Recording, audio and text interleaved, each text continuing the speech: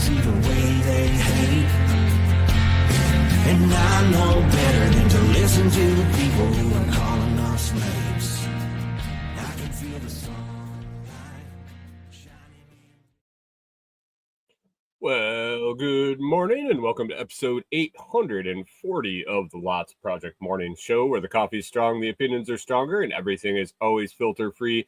I'm Brian, your host, and today it's May 26, 2025, Memorial Day Monday. I don't know how many people will be around, how many people are working, or maybe have the day off. Maybe we'll have a heavy crowd in the live this morning.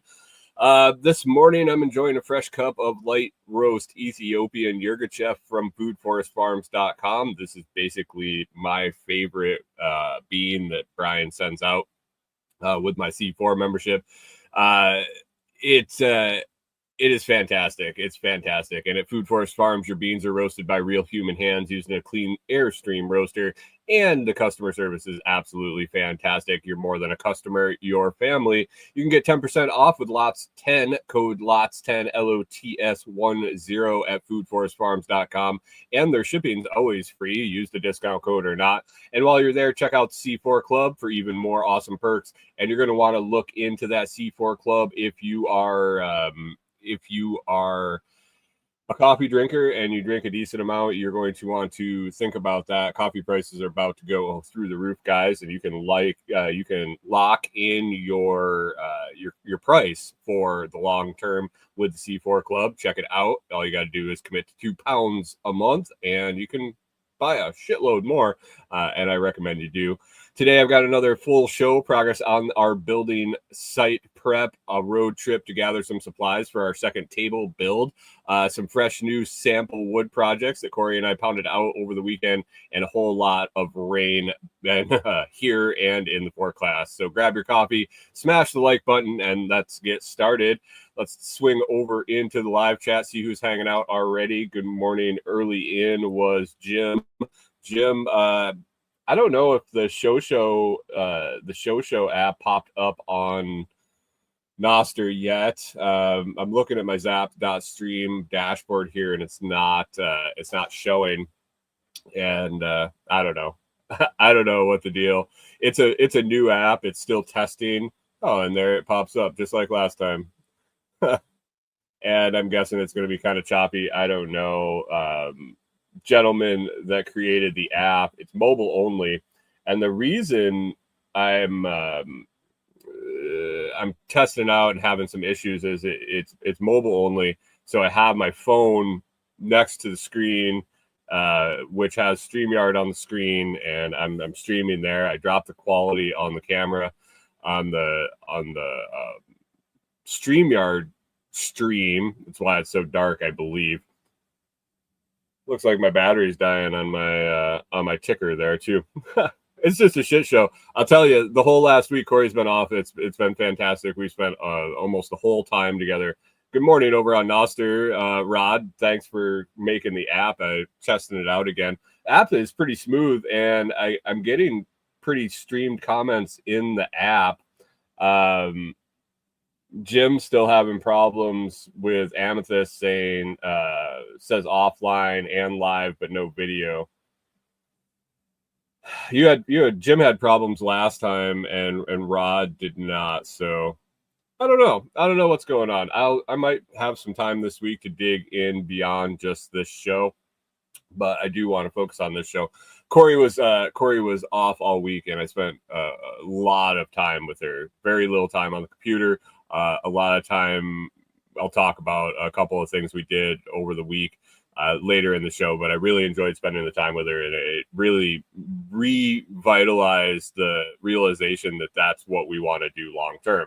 That we want to figure out something that we can earn enough cash to do that full time together, and her life was way better not having to stress out about what she's got going on at work. So new goal.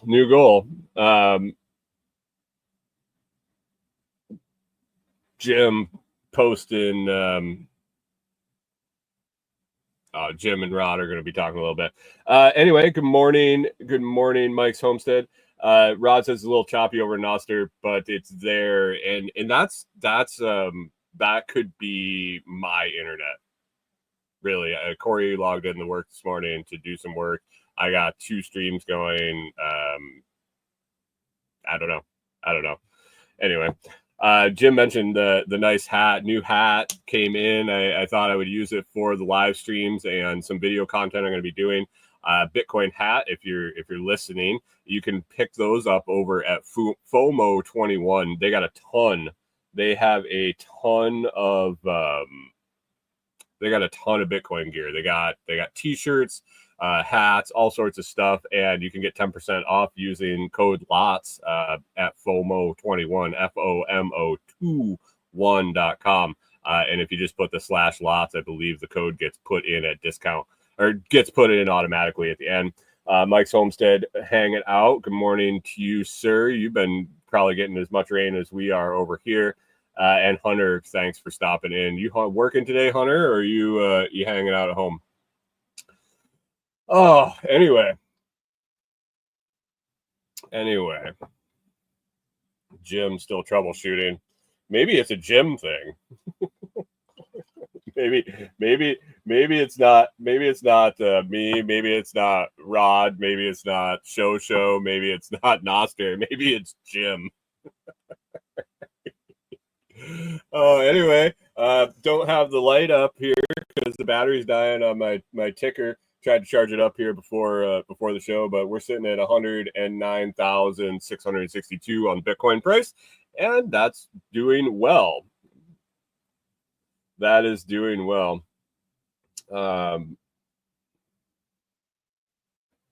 Hunter says he's working today. He's trading it for Friday. I remember when I got to do that kind of stuff. My holiday hours were flexible, and you could move them around and do what you want. And it sounds like he's got a weekend camping trip with the in-laws, and looks super excited about it. Hopefully he pushed the wrong emoji, but I don't think that's an excited emoji in it at all. Anyway, guys, like I said earlier, foodforestfarms.com. You're going to want to pick up some coffee and give it a try. It's going to be the best coffee you're going to try. Anybody that's ordered it up, that's talked about or listen to the show, pick some up, use the 10% discount or join the C4 Club, has not been disappointed. Man, yeah, it's that good. So check it out, foodforestfarms.com. And if you're over on Noster and you want to spend some sats, Brian does take Bitcoin. It is a little wonky on the site. If you just reach out and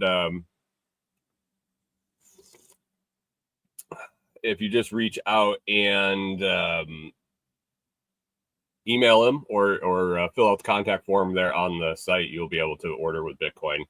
Good morning, Seattle. Just talking about your coffee and your Bitcoin stuff over at the site. So anyway, Rod says a new version of Show out tomorrow with some more video quality options. So maybe I'll try that, Rod. I'll when I see it hit the Play Store. I ended up getting into the beta over on the Play Store, and I will update that and give it a try with a lower res and see how that does with our internet. So oh yeah, good morning, Seattle. If you want to use the Bitcoin over on the site, just use coupon code crypto. Make sure the order goes to 0, and he'll send you a Bitcoin address, because you have to put your email address in when you make the order. So he will send you a Bitcoin address, you pay for it, and then it'll get shipped out as soon as it's confirmed. So bada bing, bada boom. Anyway, let's get to it. And anyway, Brian, your Yirgacheffe is fantastic this month. I just blasted through a pound of it in the last week or so, and it's been phenomenal. So appreciate you. Anyway, a little update on the cabin site. I was able to get out to the cabin a few times, or get out to the property a few times this week. And yesterday, so it was yesterday. Today's Monday, Sunday, Saturday, the gentleman that was working on our driveway, and if you don't remember, we got a driveway put in up the hill to our build site, and right after it came in, we got an absolute deluge and a huge rainstorm, and it washed out a bunch of the bottom of the driveway where I mean, we got like 6 inches in an hour or some stupid shit, and it was just so much water that it got backed up in the drainage, and from looking at it, it seemed like it made a whirlpool around where the water was exiting the culvert pipe, and so it just, where it was swirling, it ate away the brand new chert and base and the base dirt and everything, and so it basically looked like somebody took a big bite out of the edge of the driveway.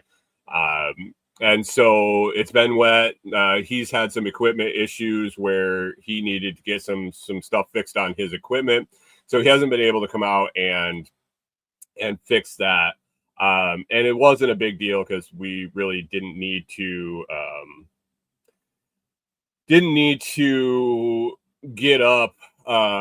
We didn't need to get up to the property with a truck. And anyway, his trailer was up there, so it was advantageous for him to get it fixed so he could bring his trailer down. So that was kind of the status. I was just kind of letting things go. We had marked out the final location. Corey and I went up, and not final, but final-ish. It'll be final when the company comes to put the posts in. But the location of the cabin, how we want it kind of oriented, we had new stakes in, and basically been hands off out there for a few weeks. Tons of rain and actually tons of sun in between, and things had just exploded. It's overgrown up there. I've been working kind of more on the food forest side and Tim's cabin side when I get the chance to get out there, and it's just in limbo. Saturday, the guy that was working on the driveway sends me a picture of the build site, and it's bare soil, and I kind of got excited. He got the driveway refixed, and then where I had talked to him about getting the build site leveled. So while he had the Mini X out, he brought his laser level out and leveled off a pad basically larger than where we wanted to set the cabin, like where I had my stakes. He went 5 to 6 feet outside those stakes all around, and ended up getting it really level. And so I was excited about that. And with the rain, I was like, man, I don't know if I'm going to be able to get in and out of the road. It gets pretty sloppy pretty quick. And it was getting in pretty rough shape. But he also said in the message that he regraded a lot of the road. So yesterday I decided to pop out there and check it out.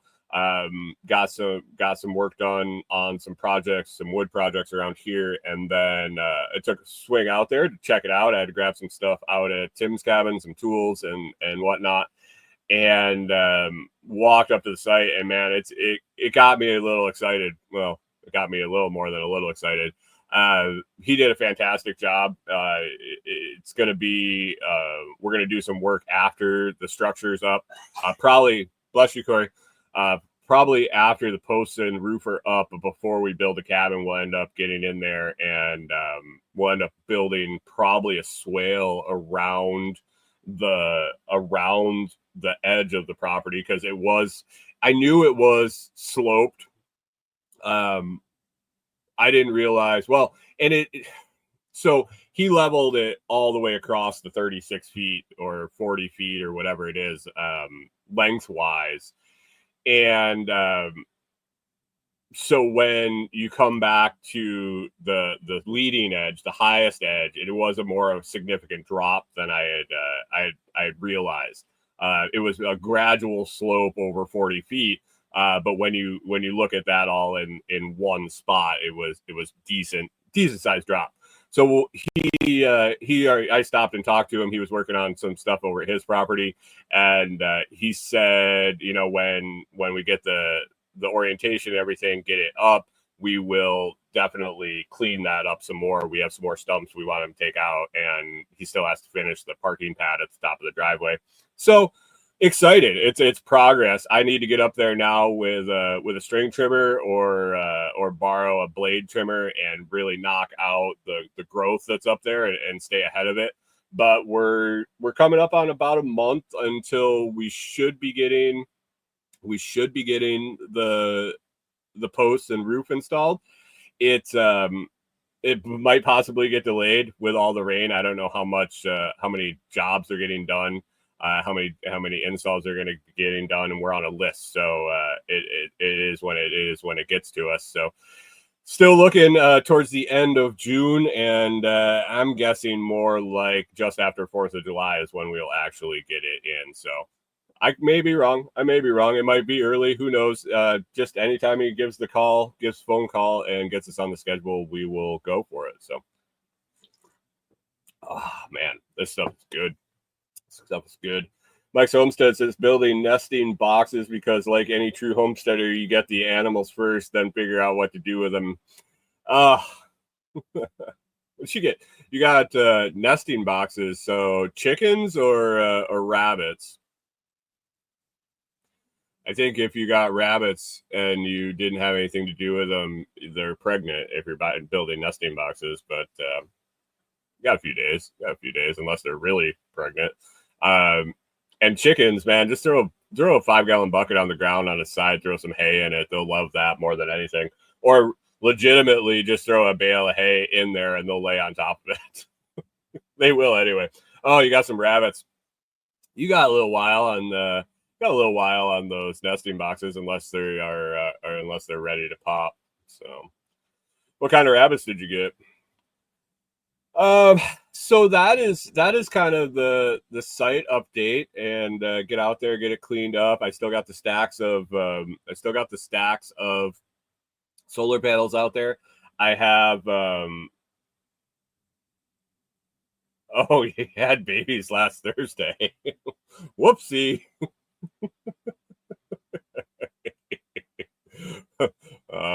Yeah, that happens. Gotta get out, get that trimmed down. Got the solar panels sitting out there. That's just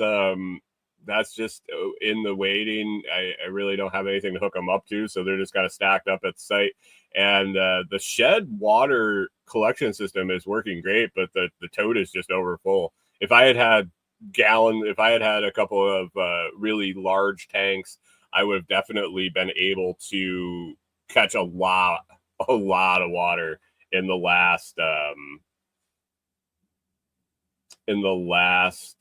little bit of it. But we just have the one tote, so got to get my little pond finished up and get some more totes and hopefully a huge large tank for the catching water off the house. So that is the cabin site project. Mike says Flemish Giant Rex Cross. Interesting. We were going down that line our own. We started with a purebred Flemish Giant and a Rex, and we're breeding in hopefully the size, the bone to meat ratio, the size of the Flemish Giant, bone to meat ratio, and the fur of the Rex. And we got about, I think we were 2 or 3 generations in, and we still hadn't pulled out that recessive Rex gene. Going back to high school, if you remember, dominant and recessive genes, the plush fur in a Rex rabbit is a recessive gene. So when you're crossing it with something that doesn't have that, you got to go a couple generations in, unless you get really lucky. And if you get really lucky, it's only going to be for that one and a portion of the offspring. So it was a decent experiment.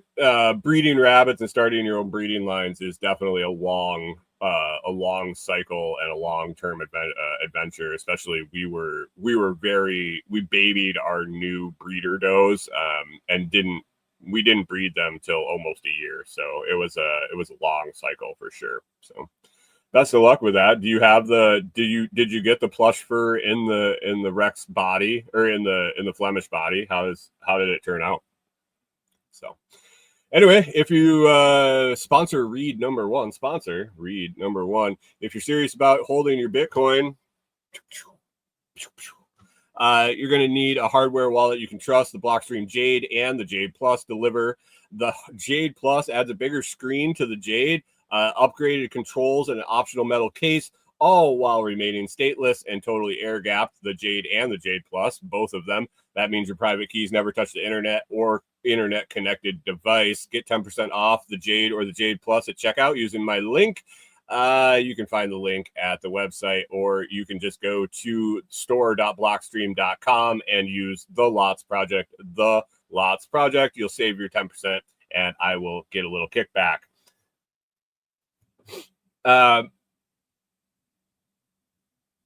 Protect your Bitcoin the right way, and just remember, not your keys, not your coins.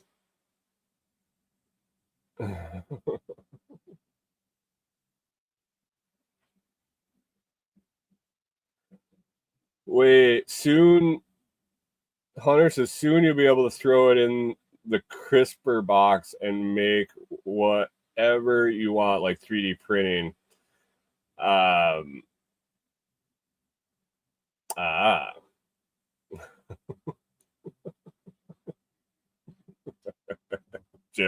Jim's taking a bathroom break, and Mike says their first gen crosses. It's an interesting experiment. We had a really big Flemish and a really tiny male Rex, and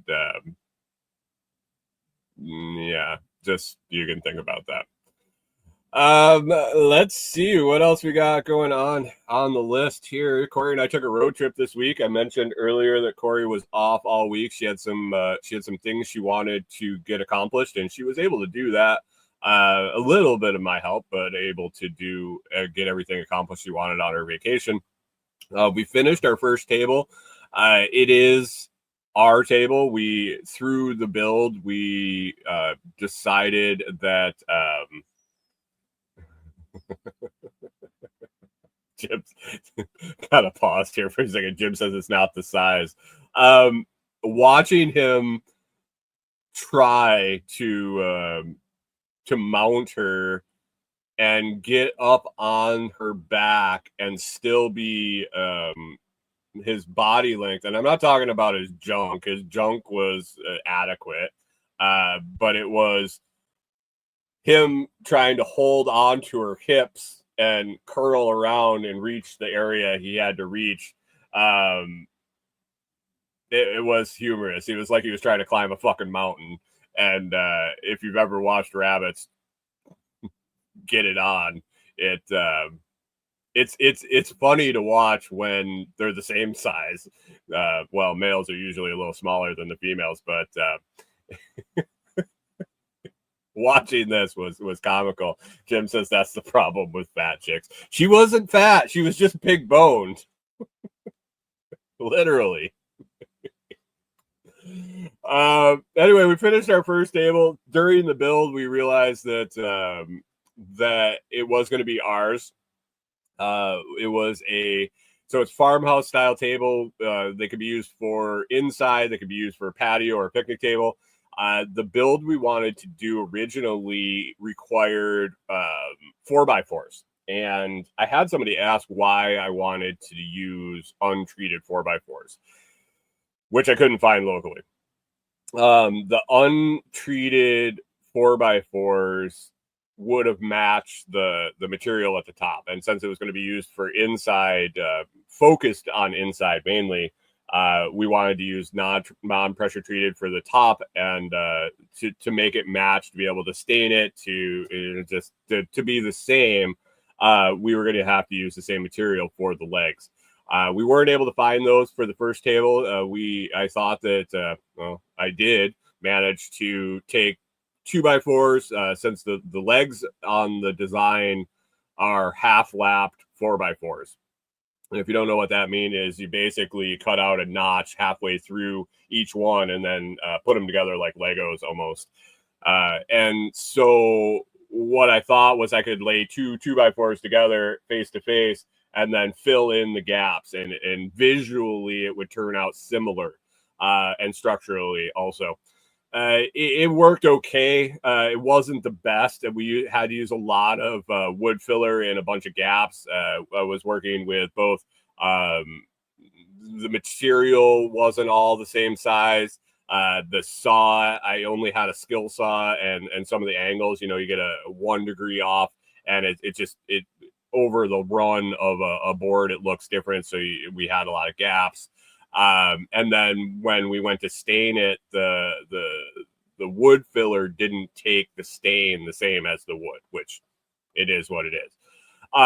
As we were finishing the table and starting to work on the benches, we realized that we were just going to keep this table for us and use it as skill building and practice and evaluation on like how much time it takes for sanding and what tools we wanted to buy to make the job easier. And so we finished the table. Got that done. We got 2 benches done with it, 2 long benches for the long sides of the table. The 6 foot by 3 foot wide table, 6 foot long, 3 foot wide.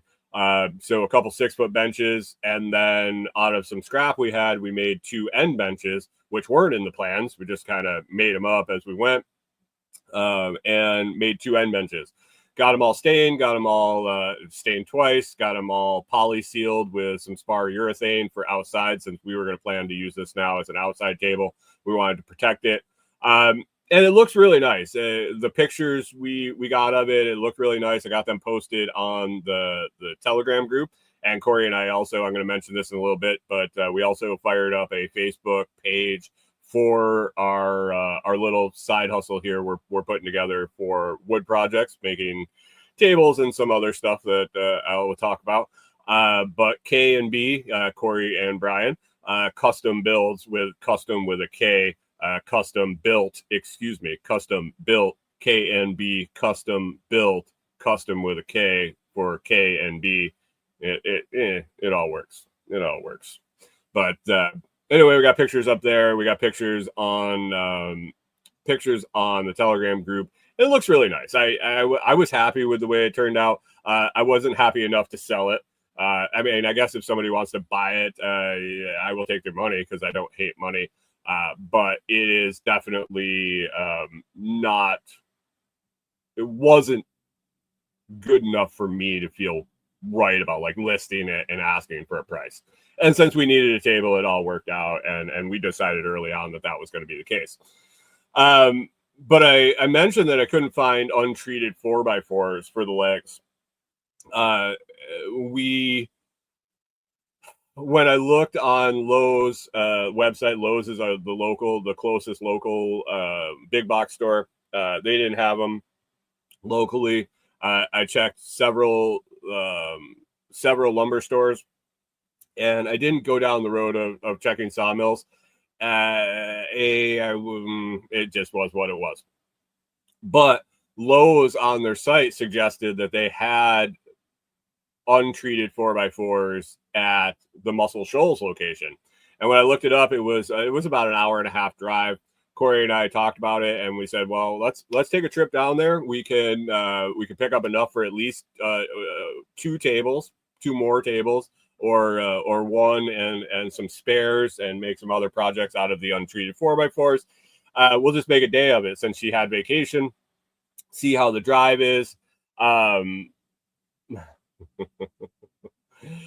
See how the drive is, and check it out. We had swung through Muscle Shoals when we were traveling with the RV to check out the Fame studio and the other one there. The name's slipping my mind right now, but the famous recording studios there in Muscle Shoals.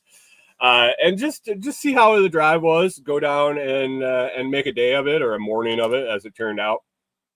And so that's what we did. We finished up the other table.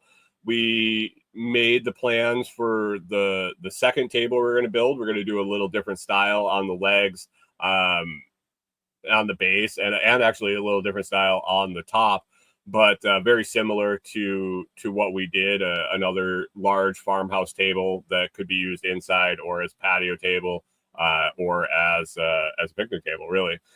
And so put together a material list, took a trip down there. It was about an hour and a half drive. Really nice drive, really nice drive other than the smell. As we got south of Savannah, Tennessee, we're driving along and it's 2-lane highway, 55 mile an hour, easy drive through the country. And it just it smelled like sewage, honestly. And we are not sure if it was the truck in front of us, if it was what it was. And it happens randomly around this area where we're staying currently. And I can't figure it out. I don't know if it's the river. I don't know if there's like a large sulfur content in the soil here. I don't know what it is, but it happens sporadically around this area, and it'll last for a day, maybe two. You just randomly smell it, and I haven't really been able to correlate it to anything like a lot of rain or a lot of drought or what it is. But yeah, it just smells like sulfur and sewage. And as we were driving down, oh man, it was for a good 20, 30 miles. That's what it smelled like. And I wondered if it was me. I wondered if it was Corey, but we turned the recirc air on in the truck, and it was definitely outside. And we thought we were in Mississippi. I actually have a little note on my topic list for the week that says, "Why does Mississippi smell like shit?" Come to find out, we didn't go to Mississippi. We were in Tennessee the whole time. So why does Tennessee smell like shit? Mike, do you know? Do you get that sulfur smell over by you? And anyway, it wasn't as horrible on the way back. But we made it down to Muscle Shoals. They had actually a nice amount of straight, not cracked, not full of cracks, not rough, not full of huge knots, 4x4s untreated. They didn't have as many as they had said on the inventory. I don't know if they had a couple more pallets somewhere else or a couple more stacks of them somewhere else. But we picked through them. We picked up twice of what we need for the table build. So hopefully we don't need any extra. Don't need any extra. But anyway, Mike says he's never had the smell, but well pumped sulfur water. It might be the water. Honestly, I don't know. Chris asked what type of wood. It's just pine. Just pine for the table. We'll see. Good morning to you, sir, by the way. Anyway, picked that up. They were a little more expensive. They were a little more expensive than actually the pressure treated ones. And it was funny. We had a dozen. We had a few other things that we had to pick up while we were there. Some tack claws and I don't know, something else. We had about $20 worth of. We had about $20 worth of other supplies, and so we're standing in line, and I don't know if I can get in trouble for talking about this. I don't know. It was a moral dilemma actually after the fact, but regardless, we're standing in line. We wait forever in line behind this lady. She couldn't, or behind these two guys. The cashier couldn't get something to ring up. She was having all sorts of problems. Lines were building up. We were over at the pro desk, the pro checkout by the lumber yard. And we roll up to the cashier, and she comes out, and she was pleasant, but you could tell she was having a rough day. And she scans our small items, and then scans the lumber and says, "How many do you have?" And I said, 12. I got 12 of these, and it was obviously, 12 4x4s is a big block. And they're like $14 a piece or something. $17 a piece. They're 1686 or something, $17 a piece, approximately. And she says, okay, your total's $120, 120 and some change. And I'm like, okay. And I give her the card and she's swiping it. I'm like, thinking about it. I'm like, wait a second. 17 times 10 is 170. Okay, $120. Hand her the card, pay for it. Grab the receipt. We walk out and load it up in the truck, and Corey's looking at the receipt, and she typed in 5. I don't know if this was a deep discount, employee discount, but I asked Corey. Sometimes I have trouble enunciating things.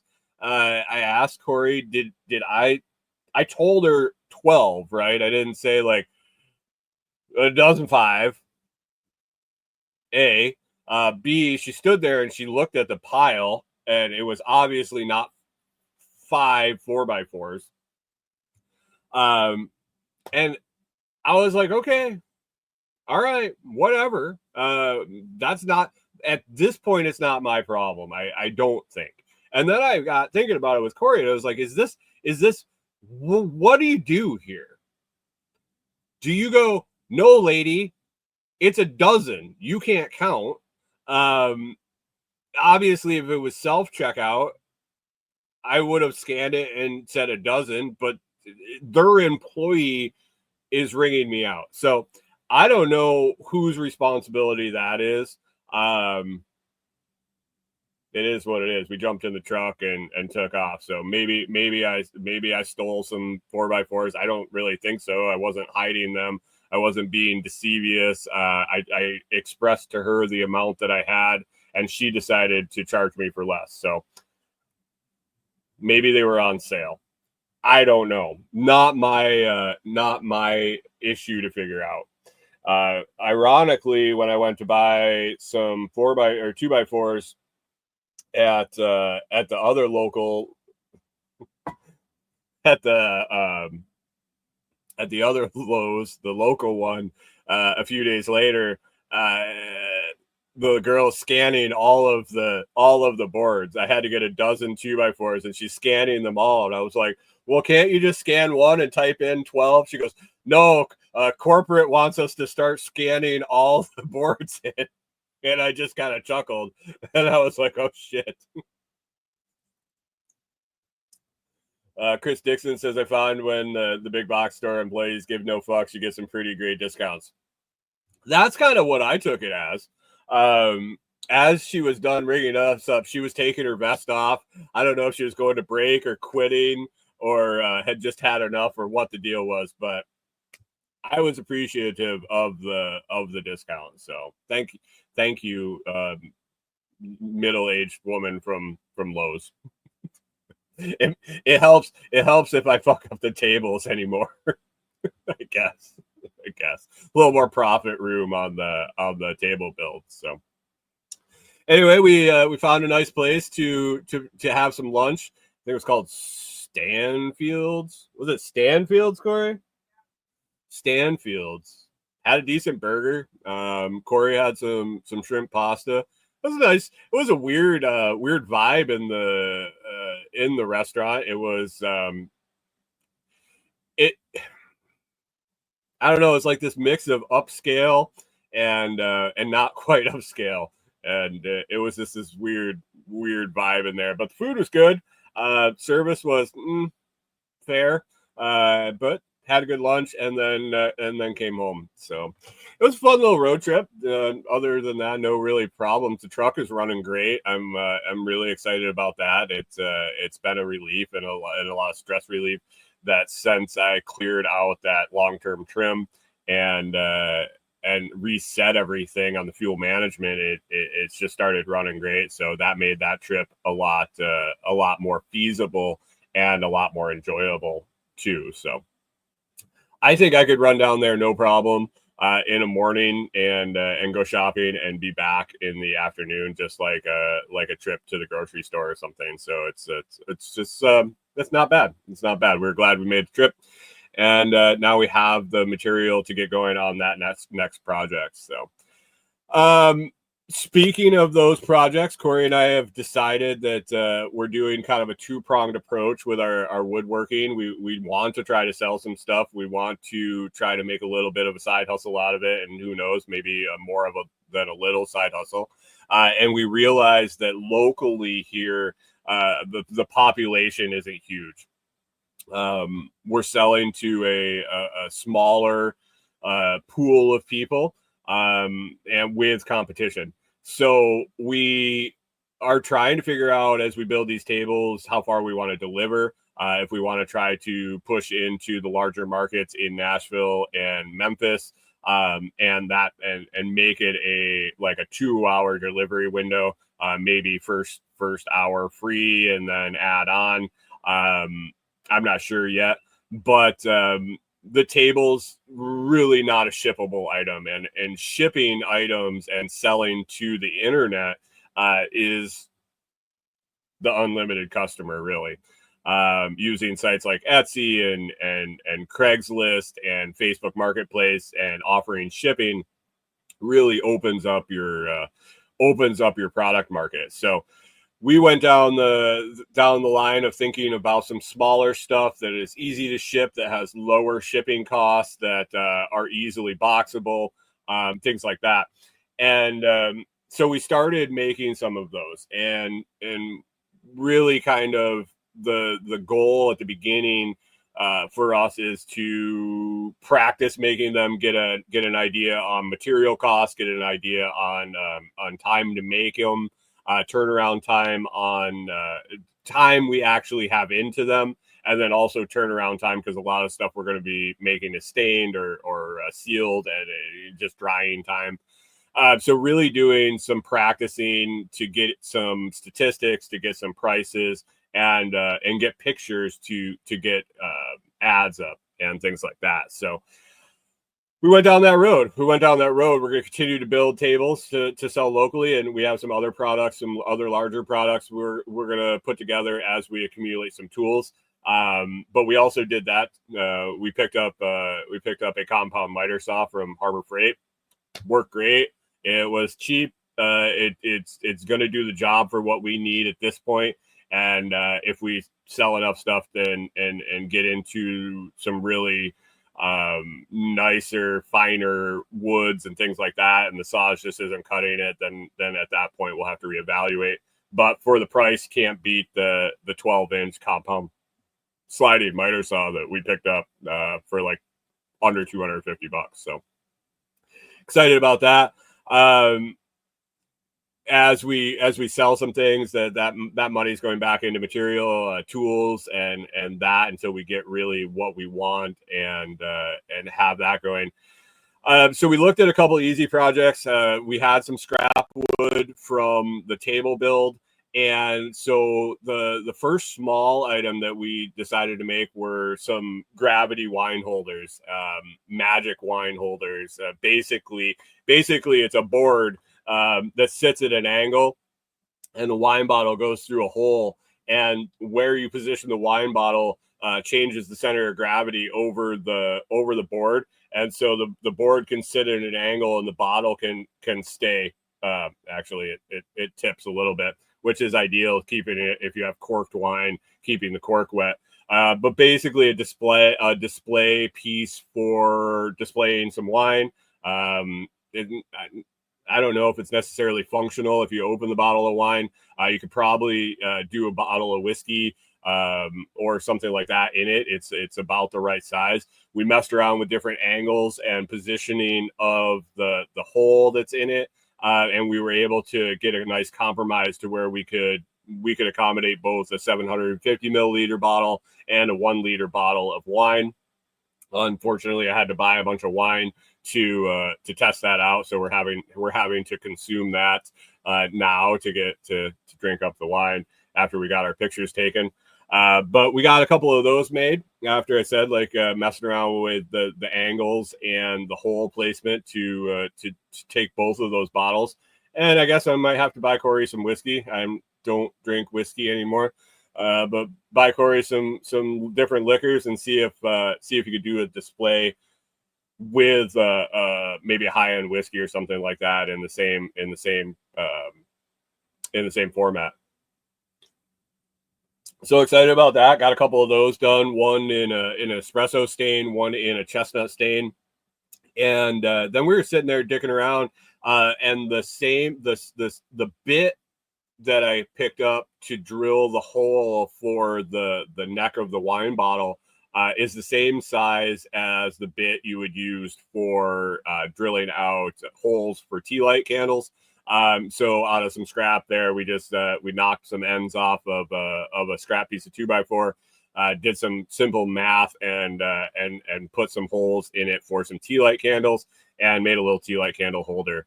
As I search on Etsy and these sites, craft sites, eBay, things like that, people are buying these things. And Corey and I really, I realized it a while ago. I try to tell Corey, and we need to keep in mind, both of us, that we're not building things for us to buy. These aren't things that we would buy, but we're not buying them. We're not making things for us, and it's something that I have to keep in mind for a lot of different things. So those are the two products we got done. We finished those, knocked them out basically in a day, and got some pictures, starting to get listings up on those. Second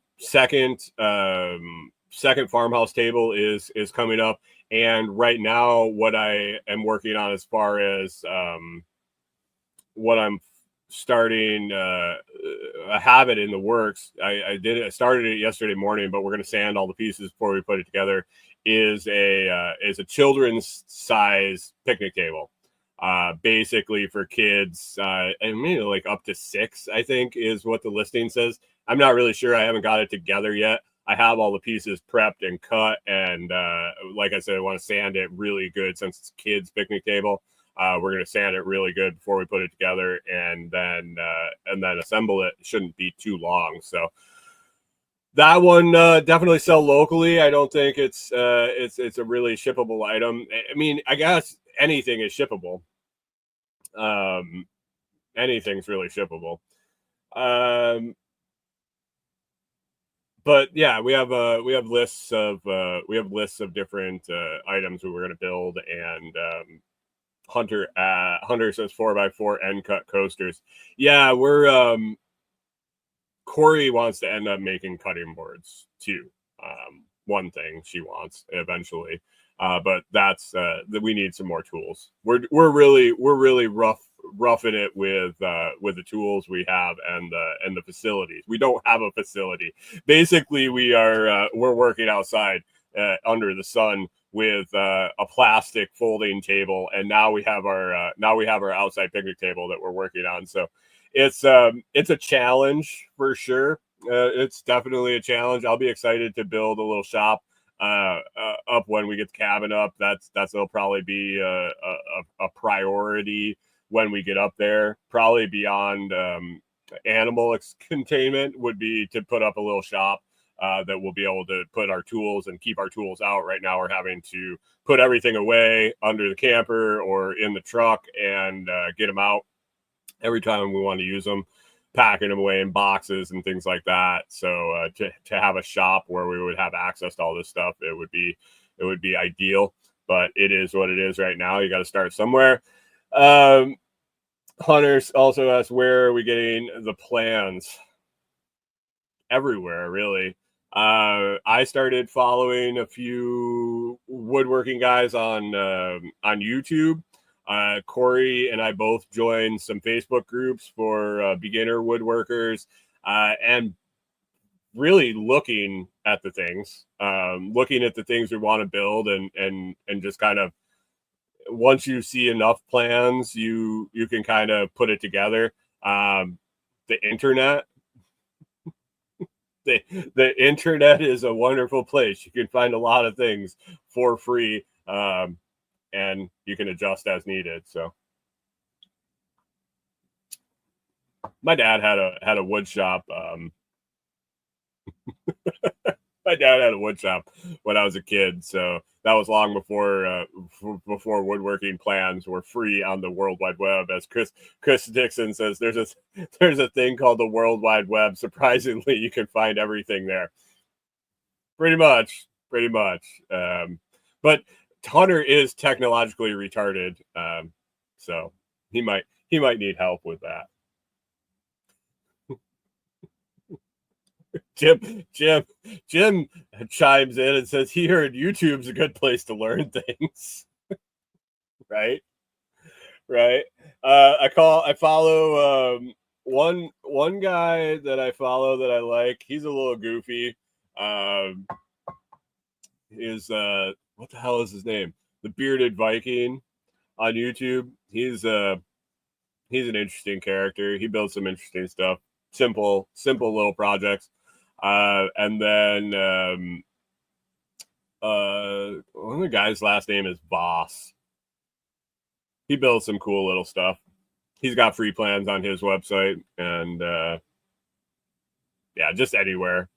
Corey finds pictures of stuff on the web or in the Facebook groups and sends them to me, and then I hunt down the same or very similar plans, and we figure out if we want to build it or not. So kind of how that works. So yeah, we got a couple little sample projects done. Next to be put together is the kids' picnic table, and then we'll start working on the next large farmhouse table. And yes, Dixon says, "Who's the boss?" Yeah, he's a good shit. I like his stuff. I'm gonna make some of his planters at a minimum for us.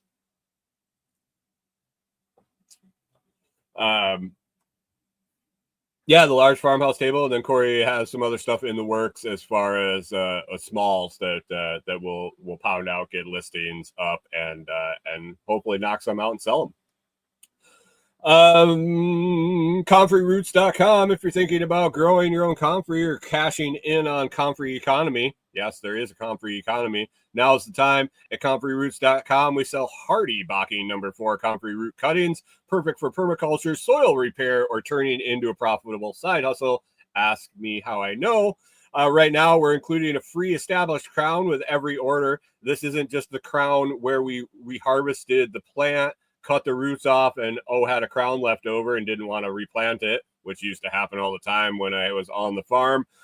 This is actually something that's been grown in a 4-inch pot and established as its own plant. You will get that plant, that established plant.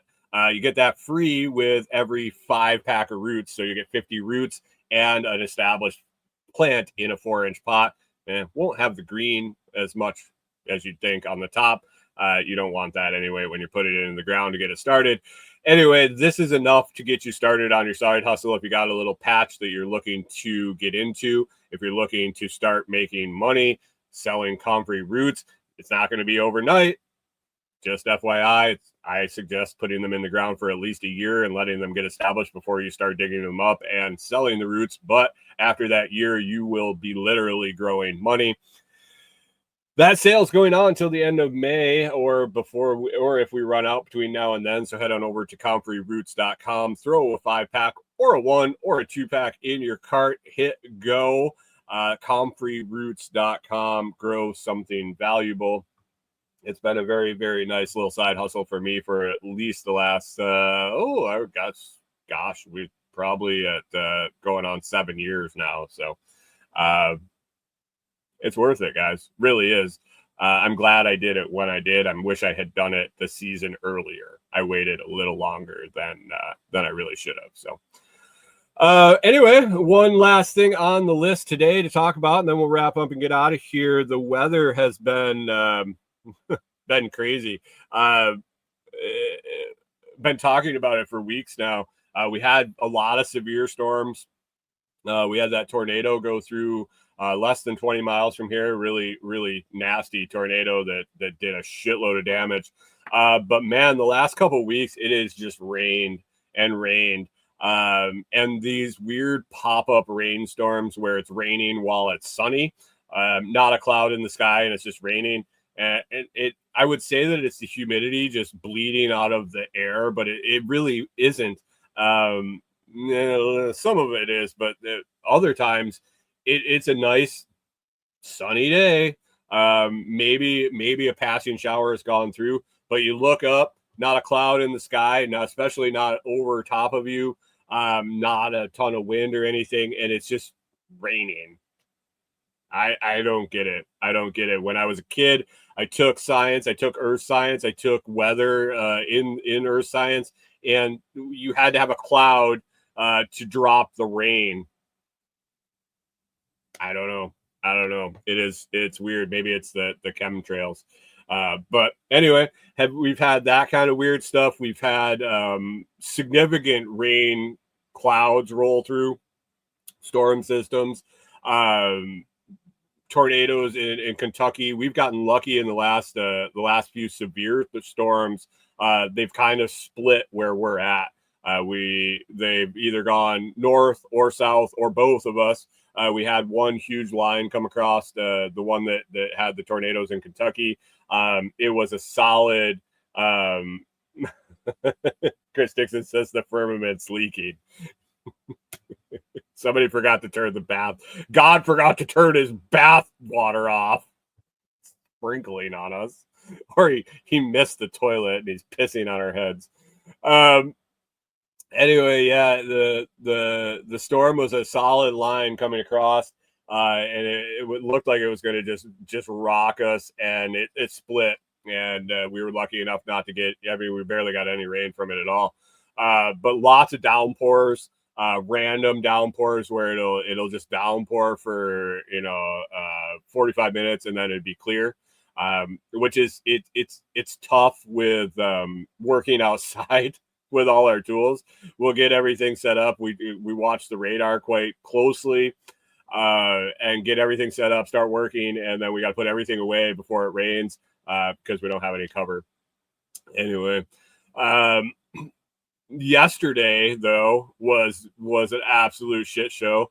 I mentioned I went out to the property. I got some parts cut, some wood cut for the kids' picnic table. Corey was finishing up on the wine holders and the tea light holders. And so I ran out to the property.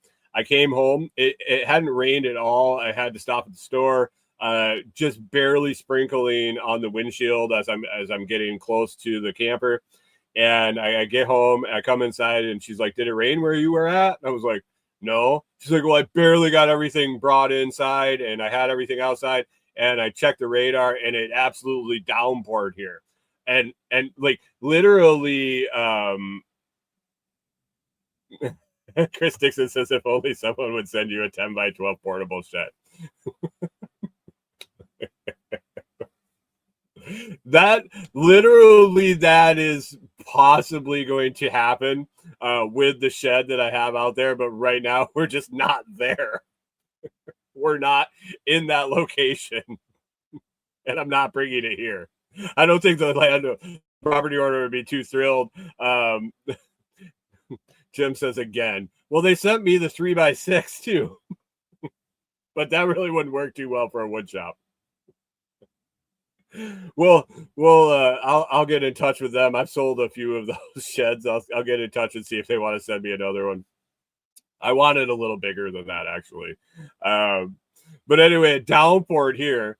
Not a blip of anything in the. So I was probably 20 miles away, and then came back and had to drive right past where we are to go to the store. Not any sort of significant rain at all. And so I asked her, I said, "Well, do you want to go out and start working on the picnic table? Or what do you want to do?"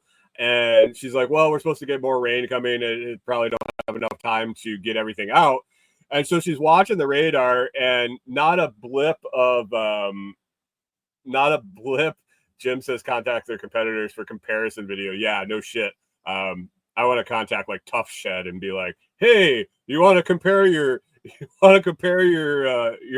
15 by 30 Tough Shed with this metal one I got?" she decided, she's like, hey, we don't have enough time. We're looking at the radar, and there's a little bit of light green popping up here and there. And so we're sitting, and we got all the windows open in the camper, and the cool breeze is, it was nice. It was refreshing in the camper. And we're sitting there, and we're looking outside, and all of a sudden, this huge wind gust comes in the trees, and I'm like, wow, that was significant. And like somebody turned a fucking faucet on, it just started downpouring like a fucking hurricane outside. I look in our screen tent that we have covering up. We have we have all our raw material on a table, tarped over the table and under a screen tent. The screen tent basically is like folding over almost on the ground. Our shower tent that's outside was basically folded over, touching the ground. And it was just downpouring buckets. We're scrambling. We're trying to get the windows shut in the camper. And the rain came so fast, and it was pouring off the roof of the camper so fast that it was pouring into the windows, the open windows of the camper. And like out of nowhere.